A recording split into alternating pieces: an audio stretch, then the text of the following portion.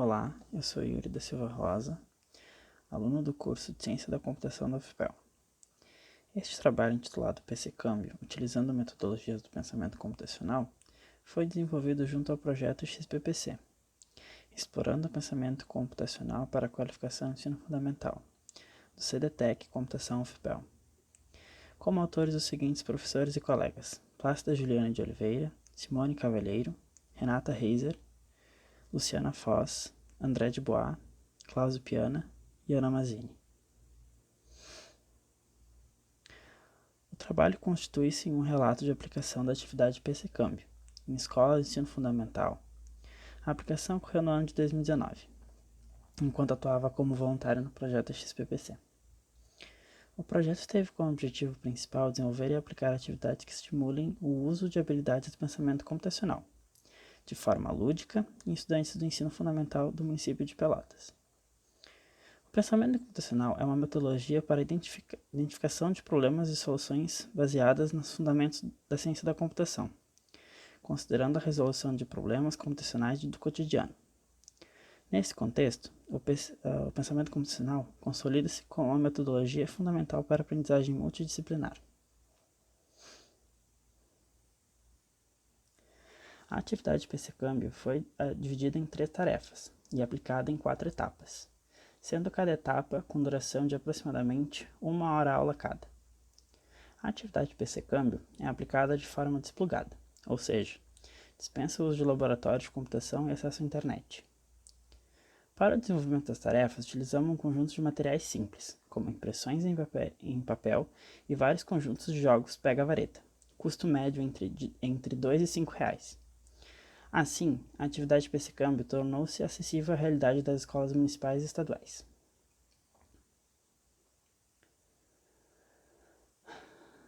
Antes do início da primeira tarefa, foi aplicado um pré-teste. Em breve falaremos mais sobre.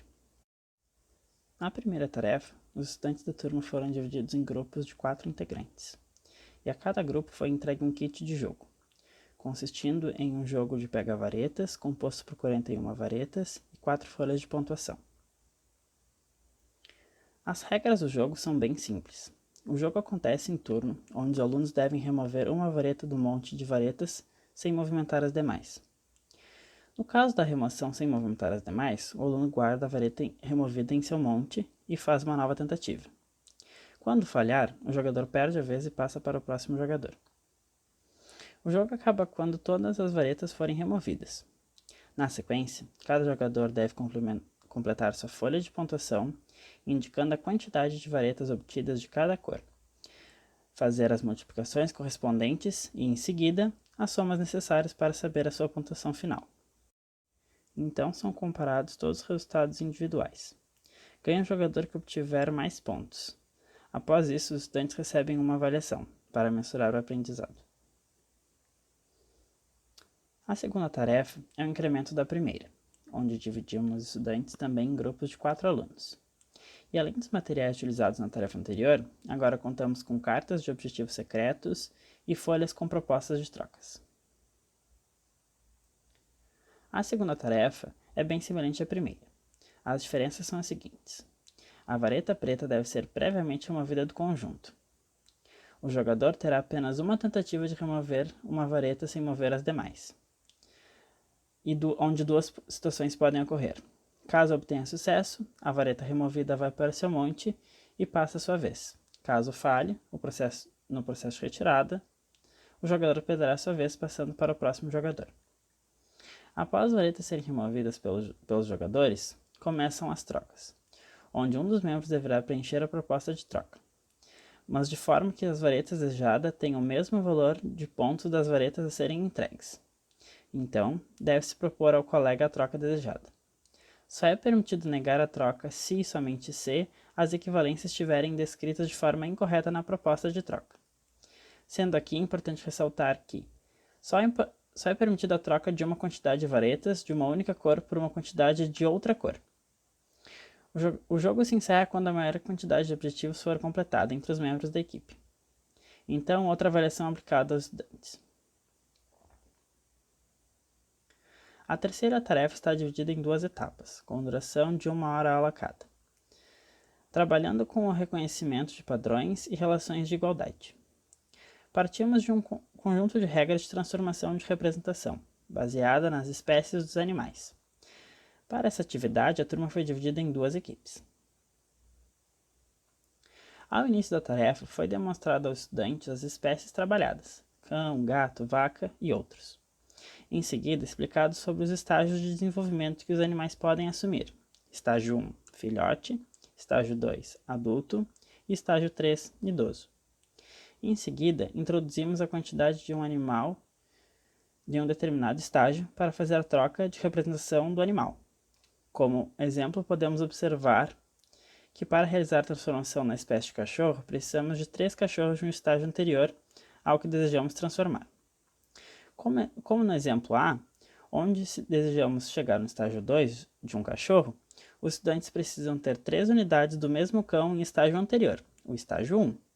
Então a transformação de estágio de evolução poderá ocorrer.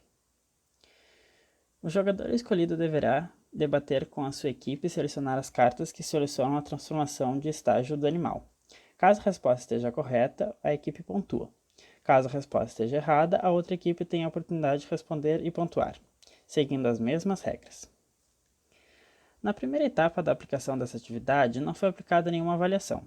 Já na quarta etapa, foi realizado mais algumas rodadas do jogo, a fim de maior fixação, e então foi aplicada a avaliação.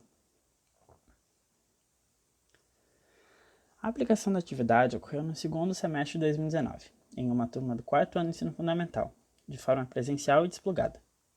Cada etapa da tarefa foi aplicada em um encontro semanal com duração de aproximadamente 1 hora aula cada.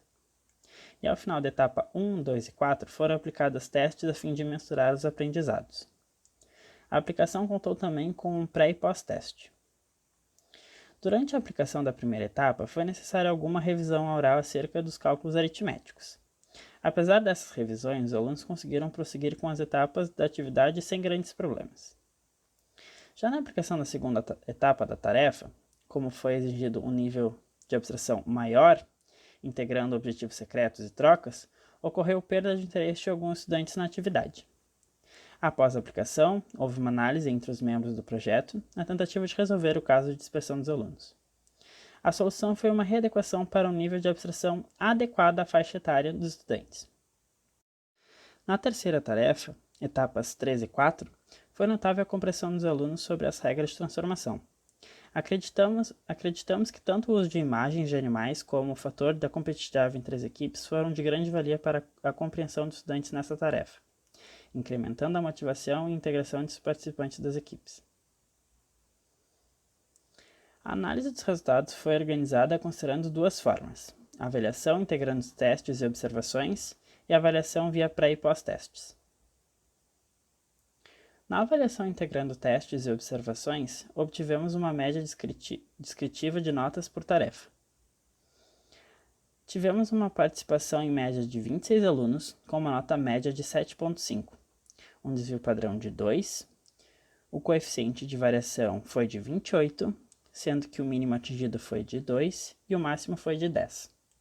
Já o primeiro quartil atingiu 6, a mediana com 7,9 e o terceiro quartil foi de 9,2, mostrando que a atividade teve um bom retorno.